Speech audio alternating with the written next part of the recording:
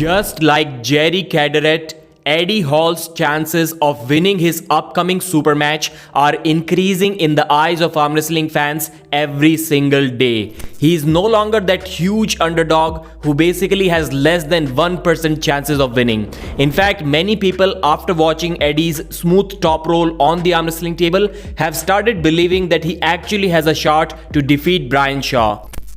Brian's ready, and the UK camp is actually looking stronger as the match gets closer. So surprisingly, this may end up being competitive. Shockingly. Neil Pickup said in the latest Fix episode that the claims made by Devon about Brian Shaw being invincible, unbeatable are not true. In fact, it is nothing more than some BS. From what Neil has seen about Brian Shaw, he thinks that Brian is pretty much beatable and Eddie does have a shot to win that match. Neil also answered the allegations by Devon Larratt saying that he doesn't know how to properly tie a strap. Neil said that he intentionally chose that weird hustle strap because a regularly tied strap is almost too tight. It is not going to help Eddie Hall because if he trains in that perfect strap, it is going to gas his hand out and the training period will be cut relatively short. And this is something which Eddie cannot afford this close to the match. And I completely agree with this. Although this could completely be a made-up story because it is looking genuine, but it is also not too difficult to make up yourself. I hope you're getting my point. But I think Neil was telling the truth here. And the reason for that is beginners often go, let's say 90-95% in their practice pulls and they hurt their elbows for the next couple of weeks. So if you go all out, you're at best going to be able to train on the table for 5 to 10 minutes and then you need 2 weeks off. I think a much better alternative is go at 60-70% and do a couple of training sessions every week. 4 such training sessions in 2 weeks are much better than 1 training session that was less than 10 minutes. And I think that was Neil Pickup's intention, although his main focus was not getting tired in that particular session. So it extends from, let's say, 5-10 minutes to 30-40 minutes or even 1 hour. That's my guess. Eddie has already done about 400 to 500 ready goes in the preparation for this upcoming King of the Table match, and that's going to be really beneficial for him. But I think the biggest challenge for him will be the setup. They both are almost beginners, and whoever gets slight leverage advantage in the setup, that guy is for sure going to win the match.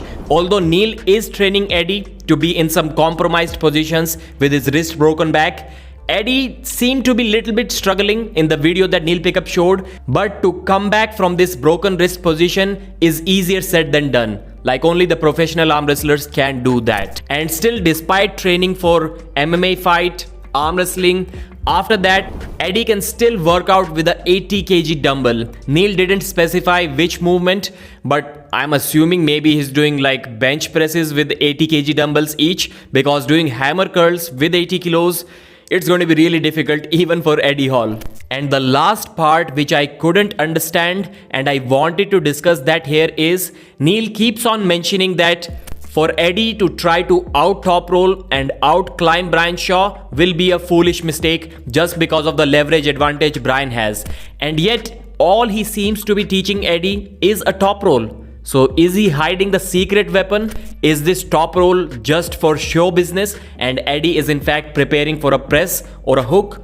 We'll see that on match day. Armsport Entertainment is organizing Washington State Arm Wrestling on December 7. It will be a $8 pay-per-view on armwrestling.live. One pre-show, one free match will be available on Facebook. Then you can decide if you want to purchase the pay-per-view or not. But if you want to, buying it in advance will be the best option. These are the matches that you will get to see.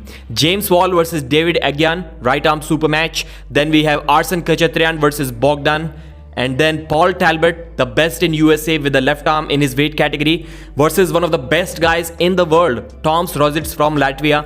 Many people are saying that despite the greatness of Paul Talbot, this is going to be a mismatch. Then Katie versus Elizabeth.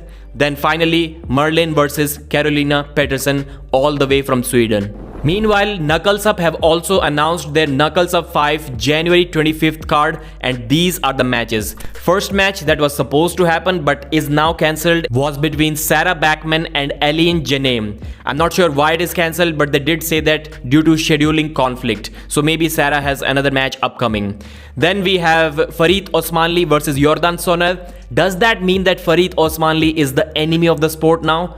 Because without being an enemy of the sport, I don't think you can compete at Knusckes Up. Then the Hellboy Matthias versus Wood and Ryan Bowen versus Tom Holland. This is one match which many people are looking forward to, especially after watching their close practice pulls last year. And last match is Nadia versus Faria. These matches were not in order, but these are the main matches. There may be more super matches that will be announced soon. Thanks for watching, like the video and subscribe.